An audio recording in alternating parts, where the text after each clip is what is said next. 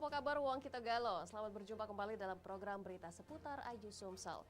Di saat Anda siap beraktivitas di pagi hari, saya Anggi Pradita siap menemani Anda dengan berbagai berita dan informasi menarik hari ini, Rabu 27 September 2023. Sajian utama hari ini antara lain, kabut asap di Palembang ancam kesehatan siswa di pagi hari.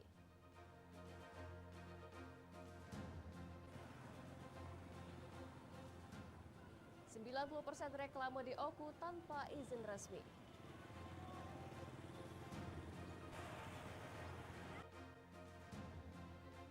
Sriwijaya FC bertahan imbang bertemu PSDS Deli Serdang. Pemirsa, inilah seputar Ayu Sumsel selengkapnya.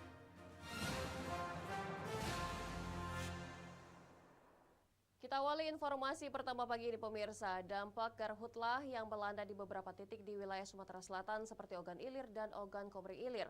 Kabut asap kini makin mengkhawatirkan warga kota Palembang.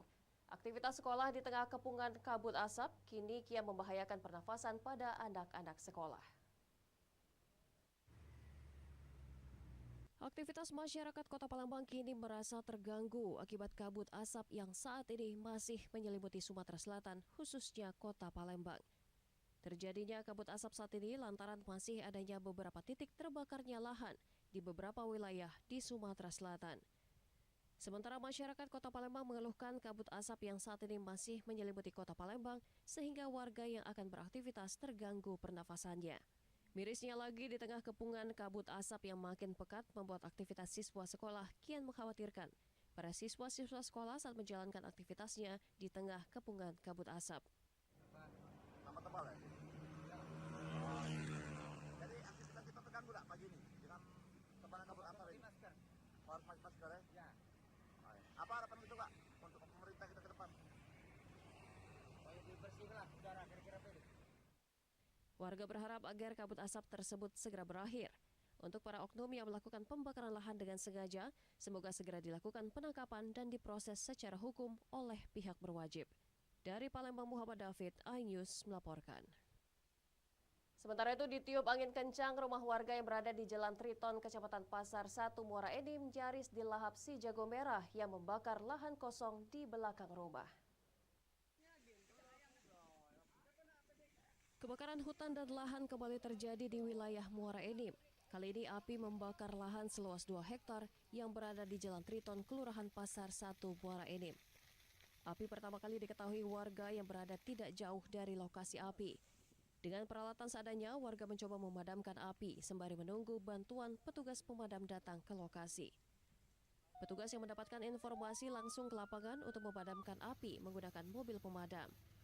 Gerak cepat petugas ini juga berhasil menyelamatkan satu rumah warga yang nyaris terbakar karena api sudah berada dekat dengan perumahan warga.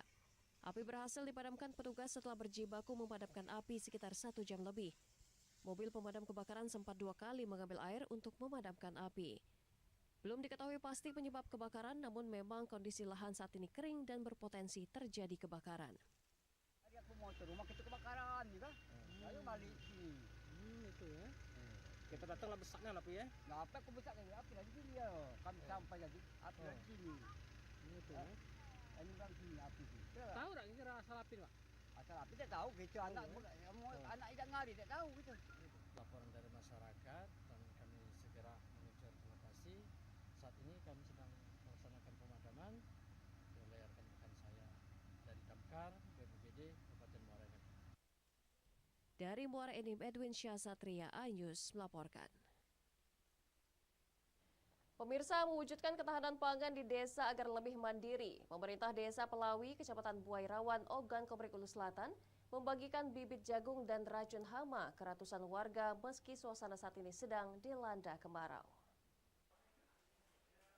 Meski musim kemarau mulai dirasakan oleh seluruh warga dan petani di Kabupaten Ogan Komering Ulu Selatan, namun tidak menyurutkan Pemdes Pelawi bagikan bibit jagung dan racun hama ke sejumlah warga yang juga petani di desa setempat. Setiap warga yang menerima bibit jagung dan racun hama diberikan sedikitnya 5 kg bibit jagung beserta 1 botol racun hama rumput. Sedangkan pupuk sengaja tidak diberikan Pemdes Pelawi akibat Ogan Komering Ulu Selatan selalu kesulitan pupuk. Kepala Desa Pelawi mengatakan jagung merupakan komoditi yang sangat diandalkan dan hasilnya dapat membantu perekonomian petani, selain tanaman kopi yang menjadi andalan masyarakat Ogan Komering Ulu Selatan. Selain itu, Pemdes Pelawi memang telah mengalokasikan dana melalui dana desa untuk sektor ketahanan pangan, seperti bantuan bibit jagung dan racun hama dalam mendukung program pemerintah daerah, dan menjadikan Desa Pelawi sebagai sentral jagung di kabupaten ini ke depannya. Kenapa kami memilih bibit jagung? Oleh karena di sini prospek untuk pertumbuhan di dalam pertanian kami sangat mendukung di dalam program pemerintah ataupun untuk pembagian penyaluran bibit jagung. Dari Ogan Komering Ulu Selatan, Teddy Hendrawan, iNews melaporkan. Di informasi lainnya pemirsa, kecelakaan beruntun melibatkan mobil Innova dengan 2 unit kendaraan dump truck terjadi di Jalan Soekarno-Hatta, Palembang. Kecelakaan terjadi diduga akibat kelalaian pengendara Innova yang kurang konsentrasi. Akibat kuatnya tabrakan, mobil Innova bernopol BG1806i hancur ringsek di bagian belakang dan bagian depan. Kecelakaan ini terjadi di Jalan Soekarno-Hatta, alang-alang lebar Sukarami, Palembang. Laka beruntun ini melibatkan 3 kendaraan, diantaranya 2 kendaraan dump truck dengan kendaraan jenis MPV.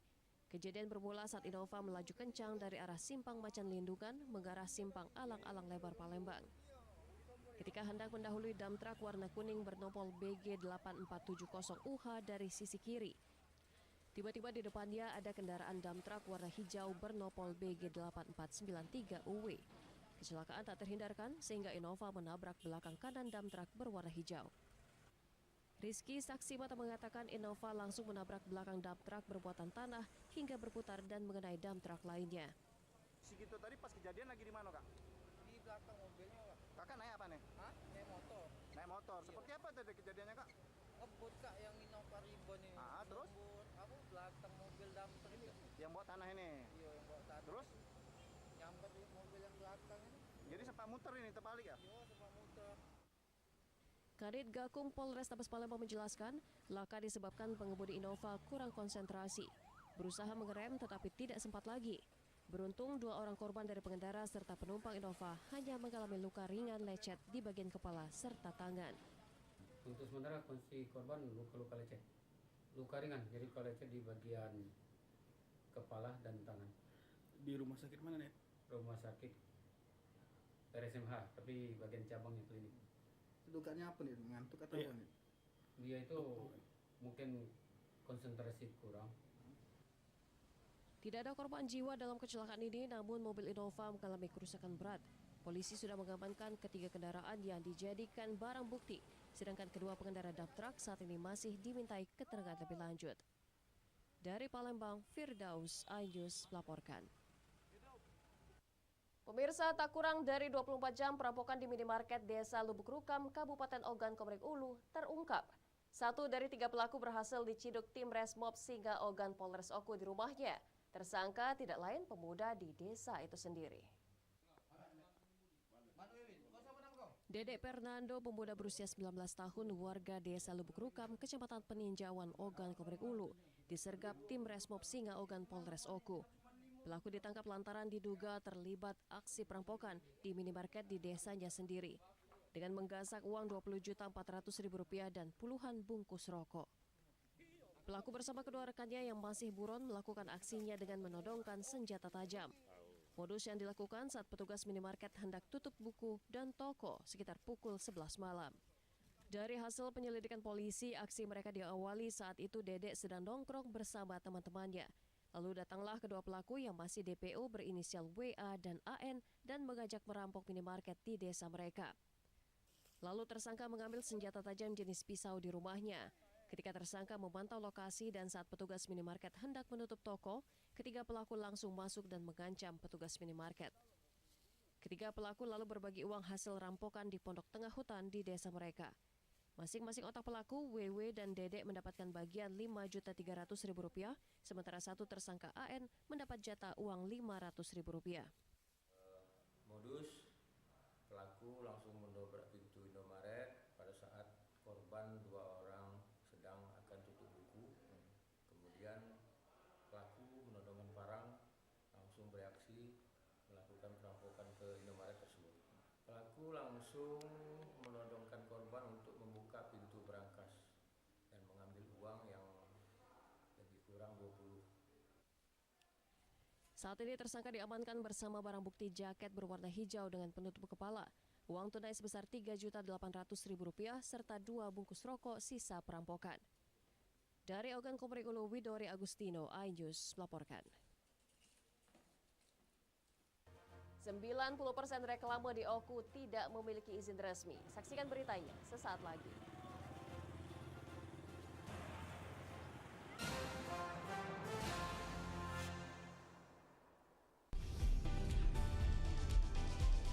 Atika Hasiholan yang lagi seneng banget karena ibunda Ratna Sarumpait akhirnya bebas bersyarat. Kali ini Ruben akan melaporkan oknum yang dianggap menghina Betran dan Thalia Onsu. Digelar di kediaman Jennifer, pasangan ini sampai merogoh kocek ratusan juta rupiah demi menggelar pesta meriah.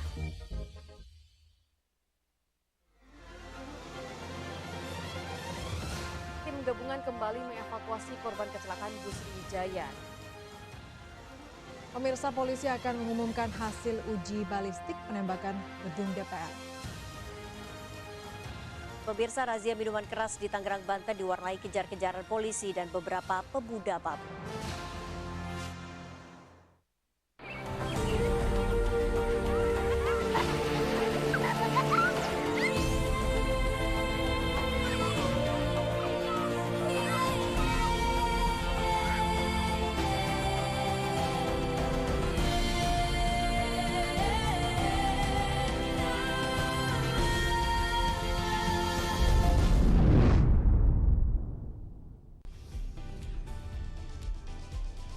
Atika Hasiholan yang lagi seneng banget karena ibunda Ratna Sarumpait akhirnya bebas bersyarat. Kali ini Ruben akan melaporkan oknum yang dianggap menghina Betran dan Thalia Onsu. Digelar di kediaman Jennifer, pasangan ini sampai merogoh kocek ratusan juta rupiah demi menggelar pesta meriah.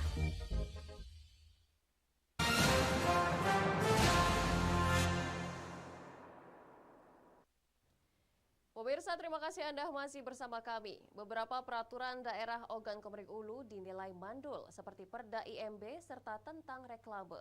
Dinas Polisi Pamung Praja Oku berdalih jika kewenangan penertiban perlu ada kerjasama dari instansi lainnya. Beberapa penegakan peraturan daerah di Kabupaten Ogan Komering Ulu dinilai tidak dijalankan alias mandul. Salah satunya penegakan perda reklame berdasarkan peraturan daerah nomor 18 tahun 2007. Setiap pelaku usaha yang ingin memasang reklame harus memperoleh izin terlebih dahulu, serta perda IMB dengan aturan yang tidak sesuai perda. Kondisi di lapangan, beberapa bangunan ruko dan reklame dinilai menyalahi aturan dan merusak tata keindahan kota serta berpotensi membahayakan. Kasat Pol PP Ogan Komering Ulu beralasan jika pihaknya tidak bisa langsung menertibkan lantaran tidak mengetahui apakah beberapa papan reklame ataupun bangunan ruko melanggar perda. Dirinya berdalih pihaknya tidak menerima laporan dari instansi seperti Dispenda maupun Dinas Perizinan. Padahal untuk menertibkan diakui Kasat Pol PP Oku perlu ada dasarnya.